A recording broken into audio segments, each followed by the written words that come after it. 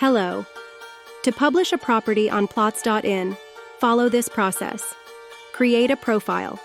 New users need to create an account on Plots.in by registering with their email ID and phone number.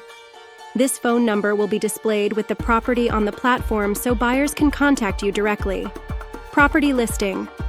After creating a profile, go to the List Property option and enter the basic details of your plot. Location. Specify the area where the property is located. Total area. Mention the total area of the plot. Total price. Enter the complete price of the property. Property profile photo and document. Upload a profile photo and a document for the property to make your listing appear more authentic. Submit property. Once you have entered all necessary details and uploaded a profile photo and a document, click on Submit. Upload additional images. If you want to add more photos, go to your listing. Click on the Edit Property option and upload up to 5 images. This will help provide buyers with a comprehensive overview of your property. Direct contact with buyers.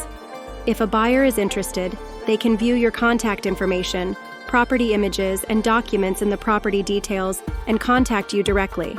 In this way, you can easily list your property on Plots.in and connect directly with interested buyers. Thank you.